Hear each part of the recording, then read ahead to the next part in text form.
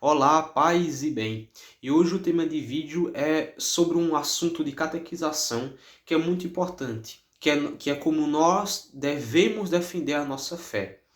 Que eu quero começar aqui com uma das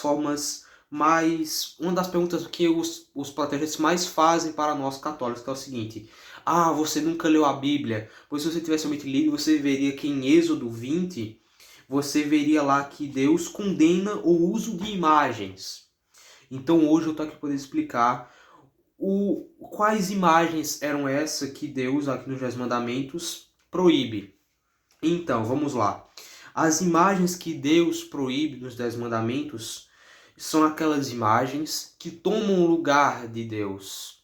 Um exemplo claro que está na Bíblia, inclusive, é quando Moisés está lá no Monte Santo e quando ele volta para o povo que estava lá, esse povo estava adorando uma imagem de um boi feito de bronze. E o que acontece? As pessoas estavam adorando esta imagem como se fosse Deus. Ou seja, portanto, aquela imagem ali, ela tomou o lugar de Deus. E é justamente estas imagens que Deus vem a condenar nos Dez Mandamentos. Entendem agora? Ou seja, toda vez que algum protestante vier falar sobre assim, que vocês adoram imagens, é só a gente mostrar um outro versículo, que é o versículo Números, capítulo 21, versículo do 8 ao 10. Eu vou ler aqui para vocês e bora lá. E ele disse: faça uma cobra de metal e pregue num poste. Quem for mordido deverá olhar para ela e assim ficará curado. Então Moisés fez uma cobra de bronze e pregou num poste. Quando alguém era mordido por uma cobra, olhava para a cobra de bronze e ficava curado. Simples. Era esse aqui. Bastava os próprios protestantes ler isso aqui, ele ia entender que essa cobra feita de bronze é também uma imagem. E veja aqui a tamanha diferença.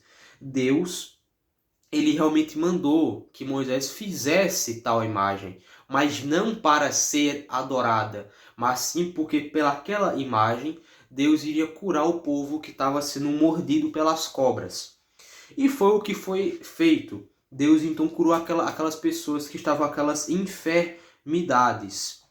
E é simples, é isso. Deus condena aquelas imagens que roubam o lugar dele, aquelas imagens que as pessoas adoram. Exemplo, imagem de outras religiões, imagem do Buda. Tem gente que, claro, né, da religião do budismo, pega e adora a imagem do Buda. Portanto, Deus está justamente o quê? Condenando essas imagens de ídolos, que as pessoas pegaram e adoram aquela imagem. Ou seja, Deus está justamente condenando aquelas imagens que roubam o lugar dele. Agora vamos levar aqui para o outro lado.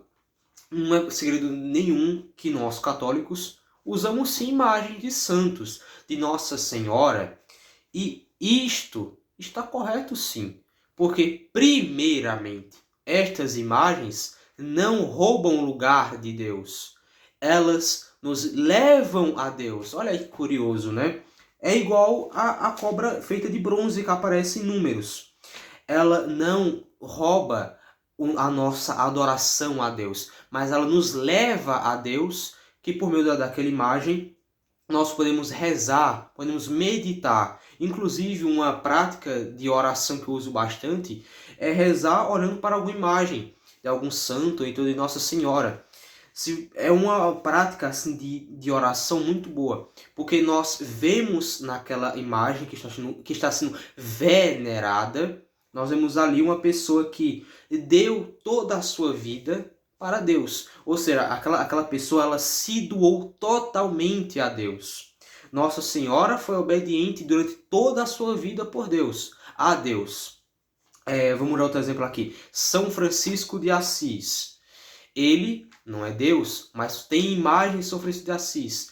Só que aquela imagem de São Francisco de Assis nos leva a Deus. Por quê? Porque a gente olha para aquele santo, para São Francisco de Assis, e a gente percebe que ele foi um homem muito sábio, que ele deu toda a sua vida a Deus. Ele falou: Deus, nesse momento aqui eu dou toda a minha vida a ti. Faz dela o que tu quereis. Ele era um homem muito sábio, São Francisco de Assis. Não só apenas São Francisco, mas também todos os santos. Todos eles doaram a sua vida por inteiro. E eles sempre em suas orações falavam sempre uma coisa muito curiosa, que é o quê? A confiança em Deus, a forma que eles confiavam em Deus. Perceba a tamanha confiança de nós dizermos assim: Deus, eu entrego totalmente a minha vida a ti. Faz dela o que tu quereis. Essa é a prática mais linda de oração. Só que muitas das vezes nós acabamos não fazendo esta prática por, por medo, porque nós não temos confiança em Deus. É por isso que existem as imagens dos santos. Os próprios santos em si, eles nos mostram que nós devemos ter confiança em Deus, que nós devemos viver igual a eles, porque eles hoje estão na glória junto de Deus. Eles perceberam, eles estudaram para isso, eles viveram para Deus. E é aí que está. As imagens de santos, Nossa Senhora, não são ídolos, são exemplos para a nossa vida. Inclusive, se vocês aí mesmo, protestantes, estudassem sobre as imagens católicas, sobre os santos, sobre Nossa Senhora, vocês perceberiam o tamanha forma que vocês estão maltratando a igreja em si de vocês, a tamanha forma que vocês estão destratando a Deus. Basta vocês olharem os exemplos dos santos, porque eles sim são grandes exemplos, e não pastores falsos que dizem pregar o verdadeiro evangelho, não. Eles são apenas pastores, pois o verdadeiro evangelho, a verdadeira fala do evangelho, quem somente vai nos ensinar o evangelho é a Igreja Santa Una Católica Apostólica Romana. Só nela podemos encontrar o verdadeiro significado do evangelho. Não são qualquer pessoa que diz assim: eu agora aluguei este armazém, ele agora vai ser a minha igreja. Aí funda tal igreja lá, a igreja dos... não sei. Esses dias que eu estava andando pela minha rua, literalmente encontrei uma igreja chamada Igreja da Música.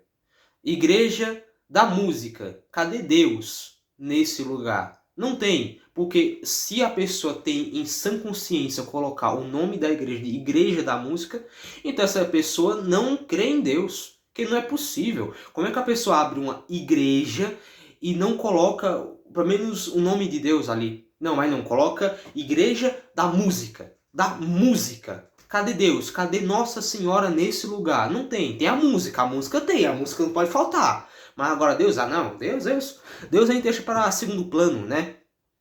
Outro exemplo que eu dar aqui para vocês é o seguinte: do que adianta vocês, protestantes, andarem com a Bíblia debaixo do braço, mas destratar a mulher que carregou Cristo Jesus no ventre? Agora me diz, do que adianta isso? Do que adianta? Me diga. Você tem que primeiramente ter um total respeito pela Mãe de Deus, pela Mãe de nosso Senhor Jesus Cristo, pois ela não era uma mulher qualquer, ela carregou Jesus no ventre, carregou o próprio Deus vivo no ventre. Portanto, devemos ter respeito por Nossa Senhora, por Nossa Mãe do Céu. Respeito total e veneração sim total, pois ela também é a nossa mãe. Ela também é um grande exemplo para nós. Portanto, devemos sim seguir e venerar Nossa Senhora. Louvado seja nosso Senhor Jesus Cristo, para sempre seja louvado. Paz e bem, então esta foi a explicação de como nós podemos nos defender desta pergunta que é tantas vezes nos falado pelos protestantes. Eles falam tantas vezes, hoje mesmo apareceu uma pessoa lá no meu TikTok falando sobre isso, né?